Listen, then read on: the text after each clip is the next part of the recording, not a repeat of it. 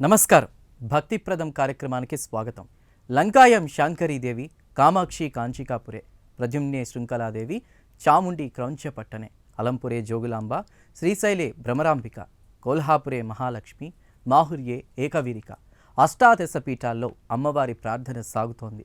ఏకవీరిక తర్వాత వచ్చేది ఉజ్జయిన్యాం మహాకాళి. సతీదేవి శరీర భాగం పడిన ఉజ్జయిని అష్టాదశ పీఠాల్లో 9వ క్షేత్రం. ద్వాదశ జ్యోతిర్లింగ క్షేత్రాల్లో సైతం 9వ జ్యోతిర్లింగ క్షేత్రం ఉజ్జయిని మహాకాళేశ్వర క్షేత్రం. అత్యంత ప్రాధాన్య సంఖ్యగా కీర్తి గడించిన 9 సంఖ్యలతో ముడిపడిన పవిత్ర పుణ్యక్షేత్రంగా మధ్యప్రదేశ్ ఉజ్జయిని జ్యోతిర్లింగ అష్టాదశ శక్తిపీఠం విరాజిల్లుతోంది. కారణం ఏమిటో కానీ ఇప్పుడు దేశంలోని ఎందరో అగ్రశ్రేణి ప్రముఖులు ఉజ్జయిని పుణ్యక్షేత్ర దర్శనానికి క్యూ కడుతున్నారు. కొత్త సంవత్సరం ఆరంభం నుంచి ఉజ్జయిని పుణ్యక్షేత్రాన్ని వీవీఐపీలు, రాజకీయ ప్రముఖులు, సినీ దిగ్గజాలు దర్శించుకుంటున్నారు. మాఘమాస వైభవమా, జనవరి నెలలో అతి శీతల ఆహ్లాదకర వాతావరణం కారణమా, పర్వదినాల్లో దైవ దర్శనం కోసమో, క్షిప్రా నది పడవ ప్రయాణానికి అనుకూల కాలమనే బోట్ షికార్ ఆనందమా, మహాపుణ్యక్షేత్రంలో మహాకాళిని దర్శించుకుని పూజాధికాలు చేయడానిక? ఎందుకో మరి ఉజ్జయిని క్షేత్రంలో భక్తజన వరద ప్రవహిస్తోంది.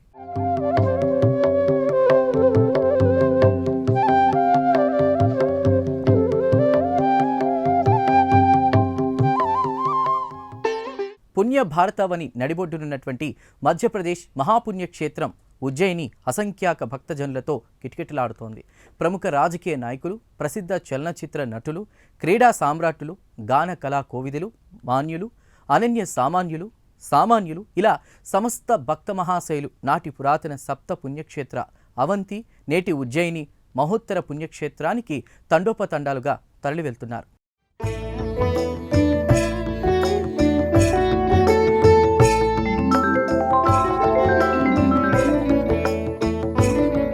యావత్ విశ్వంలోని అత్యధిక ధనిక దేవాలయాలుగా పేరొందిన పవిత్ర పుణ్యక్షేత్రాలు కేరళలోని తిరువనంతపురం అనంత పద్మనాభ స్వామివారి ఆలయం, ఆంధ్రప్రదేశ్లోని తిరుమల శ్రీ వెంకటేశ్వర స్వామివారి దేవాలయం, అలంకార ప్రియుడైన శ్రీ మహావిష్ణువు, వైష్ణవ పుణ్యక్షేత్రాలలో అగ్రగామి పవిత్ర క్షేత్రాలుగా ఈ పుణ్యక్షేత్రాలు విరాజిల్లుతున్నాయి. అయితే అతి ప్రాచీన శైవ క్షేత్రంగా పేరొందిన ఉజ్జయిని అటు ద్వాదశ జ్యోతిర్లింగ పుణ్యక్షేత్రాలలో ఒకటిగా, అష్టాదశ శక్తిపీఠాలలో ఒకటిగా పేరు గాంచింది. దేవగణాల దీపావళిగా కార్తీక పౌర్ణమిని ఆరాధిస్తారు. అయితే దేవాలయాల నగరం కీర్తింపబడేది మహాపవిత్ర పుణ్యక్షేత్రం ఉజ్జయిని. క్షిప్రా నది ఒడ్డున ఉన్న ఉజ్జయిని దేశంలోని 12 జ్యోతిర్లింగ క్షేత్రాలలో 9వ క్షేత్రంగా భాసిల్తోంది. మహాకాళేశ్వర్ జ్యోతిర్లింగ ఆలయంగా ఈ ఆలయం పేరు సంతరించుకుంది.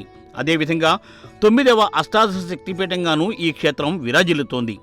ఉజ్జయిని పుణ్యక్షేత్ర పురాణగాథను పరిశీలిస్తే ద్వాదశ జ్యోతిర్లింగ క్షేత్రాలు, అష్టాదశ శక్తిపీఠాలు, ప్రాచీన విక్రమార్క చక్రవర్తి కాలం నాటి వైభవ చరిత్ర ఇలా పురాణ జానపద గాథలన్నీ కళ్ల ముందు దర్శనమిస్తాయి. విక్రమార్క చక్రవర్తి అవంతి రాజ్యానికి రాజధానిగా ఉజ్జయిని ఉండేదని, నాటి రాజుల కాలంలో ప్రధాన వాణిజ్య కేంద్రంగానూ ఉజ్జయినికి పేరుందని చరిత్రకారులు చెబుతున్నారు.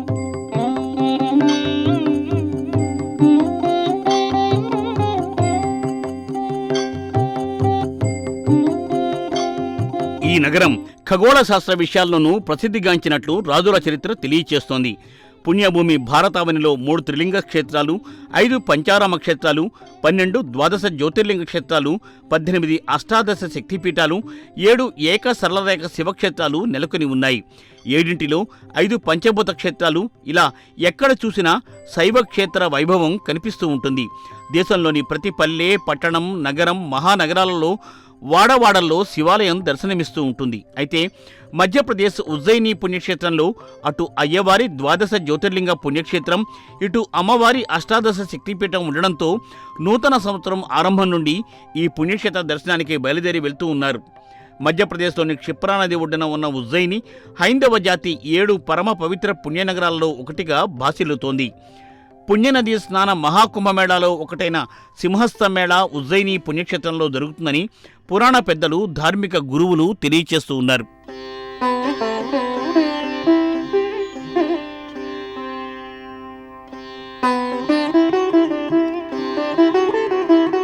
ఉజ్జయినిలో ప్రధాన ఆలయాలుగా ద్వాదశ జ్యోతిర్లింగ మహాకాళేశ్వర స్వామి ఆలయం, ఉజ్జయిని మహంకాళి ఆలయంగా పేరొందగా మరికొన్ని పవిత్ర దేవాలయాలుగా పేరుగాంచాయి.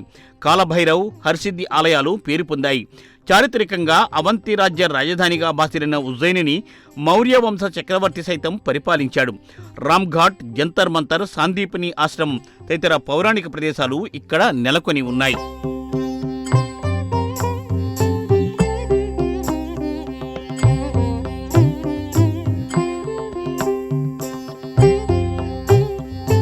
అతి ప్రాచీన మహోన్నత భారతీయ చక్రవర్తి విక్రమాదిత్యుడు పాలించిన అప్పటి అవంతి రాజధానే ఈ ఉజ్జయిని.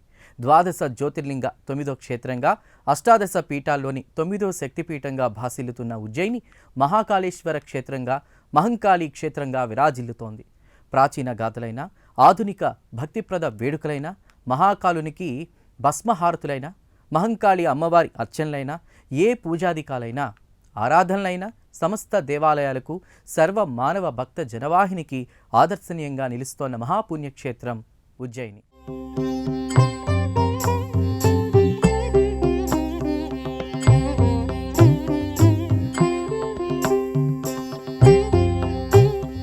కొత్త ఏడాది ప్రారంభం నుండి ఉజ్జయిని పుణ్యక్షేత్రంలో భక్తజన వరద ప్రవహిస్తోంది.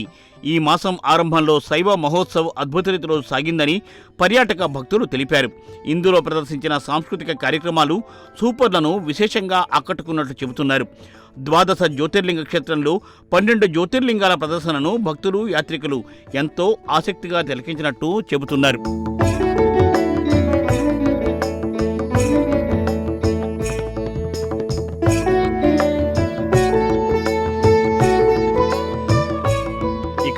పెద్ద పండుగ సంక్రాంతి పర్వదినాలలో విశిష్టమైన రీతిలో గ్రామదేవతల జాతరలు, సంబరాలు జరుగుతాయని మనకు తెలుసు. 101 గ్రామదేవతల ఆదిమూల రూపమైన పార్వతీ అమ్మవారి సతీదేవి శరీర భాగం మోచేయి పడిన ప్రాంతంగా ఉజ్జయినికి పేరుంది. పార్వతీమాత అంశతో ఉద్భవించిన గ్రామదేవతలు ఈ పవిత్ర ఉత్తరాయణ పుణ్యకాలంలో ఉజ్జయిని మహంకాళి అమ్మవారిని దర్శించుకుంటే సమస్త దోషాలు పరిహారమై సర్వ సుఖాలు సిద్ధిస్తాయని, ఇహపర సౌఖ్యాలు కలుగుతాయని పురాణ గురువులు చెబుతున్నారు. ఈ ఆలయం దర్శించుకున్న పుణ్యజీవులకు పూర్ణ ఆయుర్దాయం పూర్తయ్యాక మోక్షలోకాలకు తరలి వెళ్లే యోగం కలుగుతుందని చెబుతున్నారు.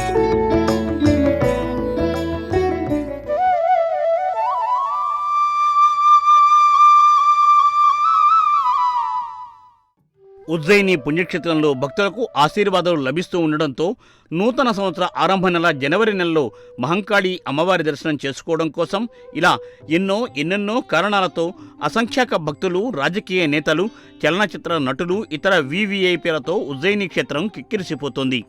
అయోధ్య, మధుర, కాశీ, కంచి, అవంతిక, ద్వారక, హరిద్వార్లో 7 మహాపుణ్యక్షేత్రాలుగా పురాణ ఇతిహాసాలు అభివర్ణిస్తున్నాయి. భేతాళ పంచ విసంతి, భట్టి సింహాసన సంప్రదాయ గాథల్లో భట్టి విక్రమార్క గురించి ఉన్న కథలు అన్నీ ఇన్ని కావనే సంగతి అందరికీ తెలుసున్న విషయమే. దశాబ్దానికి పూర్వం దశాబ్దాలుగా ప్రతి నెల మొదటి వారంలో వచ్చిన గగన జాబిల్లి, చందమామ మాసపత్రికలో అసంఖ్యాక పాఠక మహాశయులు ఎదురు చూసేది విక్రమార్క బేతాళ కథ గురించే అనే సంగతి సాహితీ ప్రియులందరికీ విదితమే.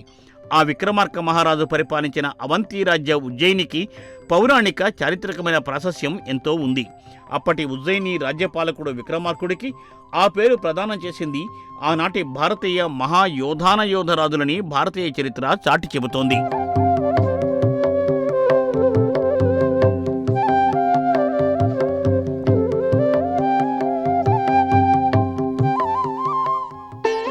జనాదరణ సంతరించుకున్న సత్సాంప్రదాయ సదాచారాల ప్రకారం విక్రమాదిత్యుడు శకరాజులను అవలీలగా ఓడించి అనంతరం శాలివాహినికి ఎంతో ముందు విక్రమనామ శకాన్ని ప్రారంభించినట్లు చరిత్ర చెబుతోంది. 9వ శతాబ్దం తర్వాత దీనికి విక్రమ సంవత్సరంగా గుర్తింపు వచ్చినట్లు చరిత్ర తెలియచేస్తోంది.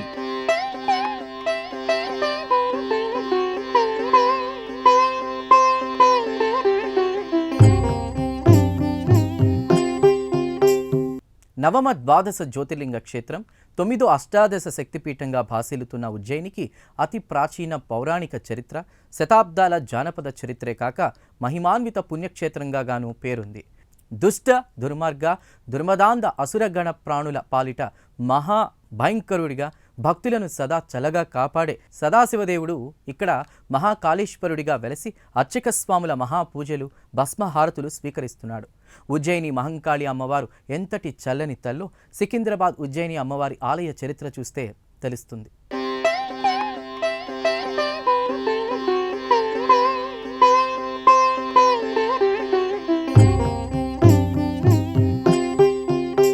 క్యాలెండర్ ఇయర్లో నెలల మార్పుతో ప్రకృతి మార్పులు కనిపిస్తాయి.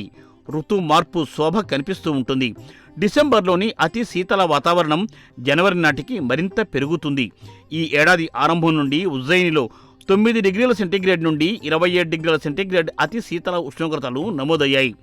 ఉభయ కుశలోపరిగా అటు అతి శీతల ఆహ్లాదకర ప్రకృతి శోభను ఆస్వాదిస్తూ దైవాలను దేవతలను దర్శించుకుంటున్నారు.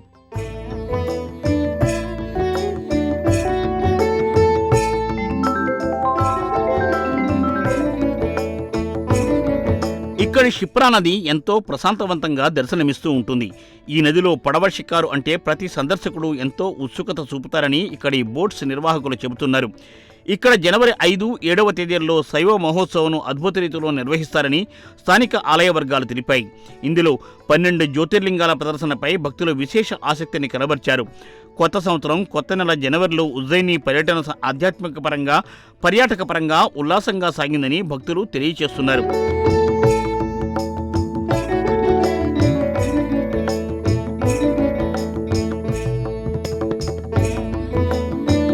కుంభమేళ, పుష్కరాలు, మహాజాతరలకు భక్తుల తాకిడి ఎక్కువగా ఉంటుంది. అయితే ఉజ్జయిని పుణ్యక్షేత్రం ఈ సమయంలో రద్దీగా ఉండడానికి శీతాకాలం, వసంత ఋతువు ఆగమనం కాలం కారణమని పెద్దలు చెబుతున్నారు.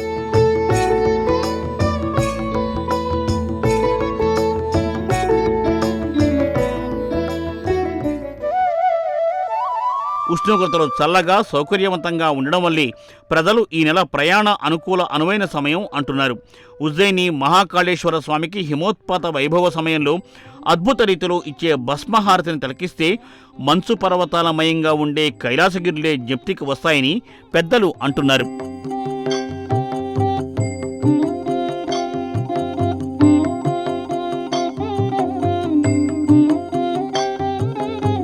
ఆది దంపతులు పార్వతీ పరమేశ్వరులు. ఉజ్జయిని మహాపుణ్యక్షేత్రంలో జ్యోతిర్లింగ పుణ్యక్షేత్ర మహాకాళేశ్వర స్వామిగా అయ్యవారు, సతీదేవి మోచేతి భాగం పడిన అష్టాదశ శక్తిపీఠ దేవతగా పార్వతీ అమ్మవారు భక్తులను ఆశీర్వదిస్తారు. వాగర్ధావివ సంపృప్తౌ వాగర్ధ ప్రతిపత్తయే జగతౌ పితరౌ వందే పార్వతీ పరమేశ్వరౌ. రఘువంశ సంస్కృత కావ్యంలో తొలి శ్లోకంగా ఈ శ్లోకం కనిపిస్తుంది. మహాకవి కాళిదాసు ఆది దంపతులను కీర్తిస్తూ ప్రార్థిస్తూ రాసిన రఘువంశ మహాకావ్య తొలి శ్లోకం ఇది. వాక్కు అర్థం నిరంతరం ఎలా కలిసి ఉంటాయో ఆ రీతిన ఉండే సమస్త జగత్తుకు మాతాపితరులైన పార్వతీ పరమేశ్వరులకు నమస్కరిస్తున్నాను అని ఈ శ్లోకం అర్థం. ఉజ్జయిని పుణ్యక్షేత్రంలో స్వామివారి జ్యోతిర్లింగ క్షేత్ర ఆలయాన్ని, అమ్మవారి శక్తిపీఠాన్ని దర్శించుకున్నప్పుడు తప్పక ఈ ప్రార్థన చేస్తారని పౌరాణిక పెద్దలు తెలియచేస్తున్నారు.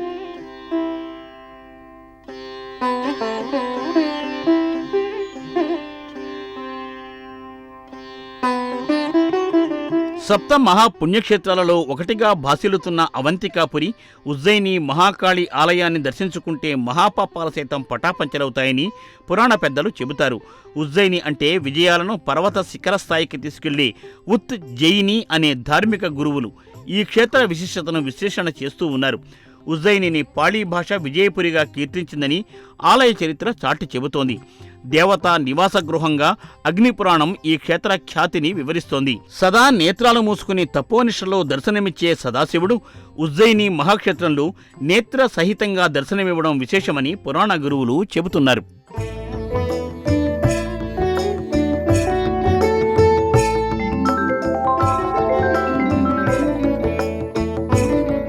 మధ్యప్రదేశ్లోని ఉజ్జయిని ద్వాదశ జ్యోతిర్లింగ పుణ్యక్షేత్రం, అష్టాదశ శక్తిపీఠ క్షేత్రాన్ని నూతన సంవత్సర ఆరంభం నుంచి అసంఖ్యాక భక్తులు దర్శించుకుంటున్నారు. కుంభమేళ, 12 ఏళ్ల నదీ పుష్కరాల జన జాతరల మాదిరి ఉజ్జయిని క్షేత్రానికి ధనిక, పేద, పెద్ద, వృద్ధ, చిన్న అనే తేడా లేకుండా జాతి, కుల, ప్రాంత భావాలే ఏమీ ప్రదర్శించకుండా నిశ్చల భక్తితో భక్తజనులు ఉజ్జయినికి తరలి వెళ్తున్నారు. ప్రజాపాలకులు, విపక్ష నేతలు, ఆగర్భ శ్రీమంతులు, కూటికి నోచుకొని కట్టిక పేదలు ఇలా అన్ని వర్గాల ప్రజలు స్వామివారిని అమ్మవారిని దర్శించుకుని అపార పుణ్య ఫలాలు సొంతం చేసుకుని తిరిగి వస్తున్నారు.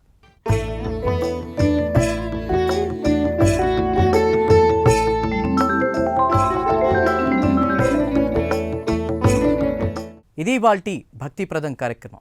నమస్కారం.